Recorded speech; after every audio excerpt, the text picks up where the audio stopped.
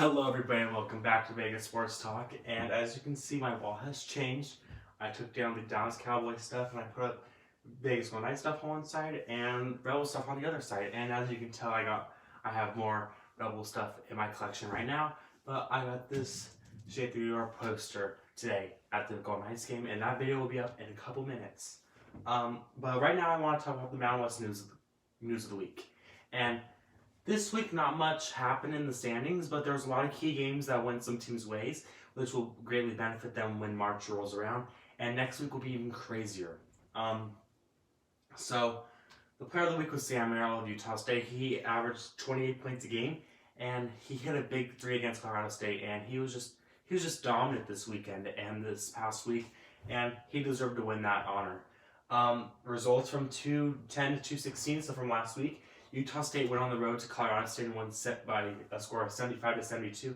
It was a key win for the Aggies. They needed that win, and for the Rams, they kind of blew a chance to blow open the lead on their standing in the Mountain West. And Utah State, watch out! They could still get an at-large bid. They're on the bubble right now.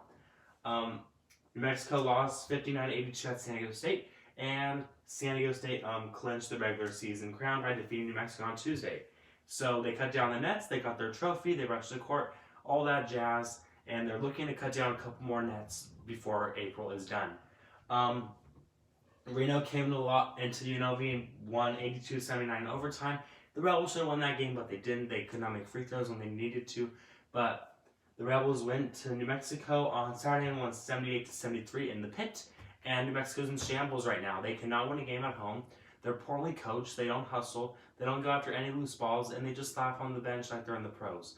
You're not in the pros, you're not even playing, stop laughing and giggling on the bench. If I'm a coach, I'm not allowing that. And San Diego State went to Boise and raised the Broncos by 17. And that game wasn't even close. San Diego State was winning the entire time. Boise had no chance in that game, and they came out flat.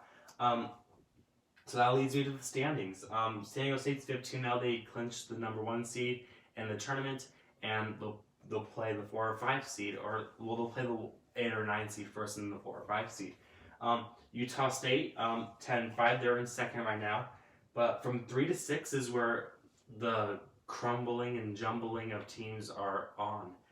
Colorado State's 9-5, Nevada's 9-5, Boise State's 9-6, and UNLV's 8-6.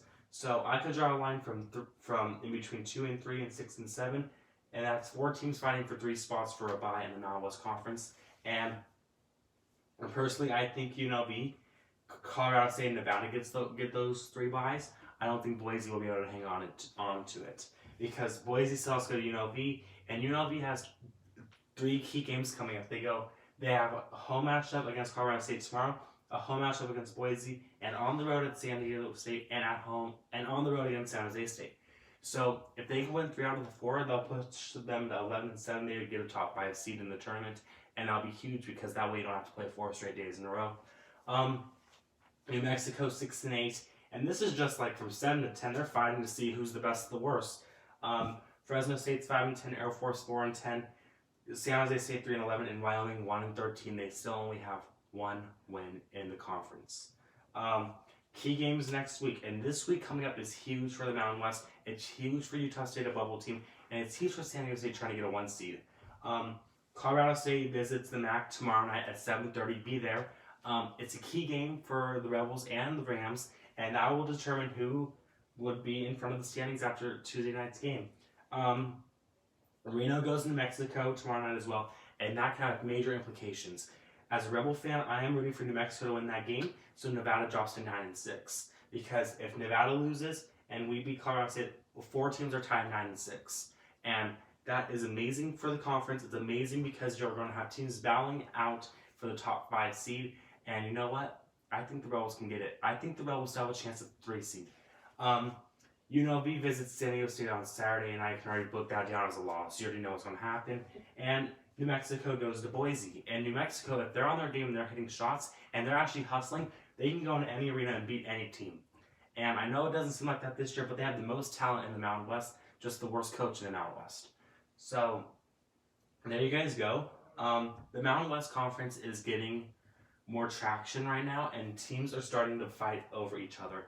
And this week will be a test of who is the best team from 3 to 6 because you need to be the 3 seed in this tournament. And if you're not a top 5 seed, you're not going to win it. You're not winning 4 games in 4 days. So there you guys go. I hope you guys like my new room setup. I worked very hard on it, and I kind of like it myself because it provides more of the community aspect. So there you guys go. Make sure to follow me on Twitter and Instagram at Vegas Sports Talk. My VGK review will be up a little bit later as well because I went to that game. So that's why the videos are coming at you at a later time. So thank you guys so much for watching. 27 subscribers. I love all you guys. Thank you guys so much for watching. I'll talk to you guys again real soon.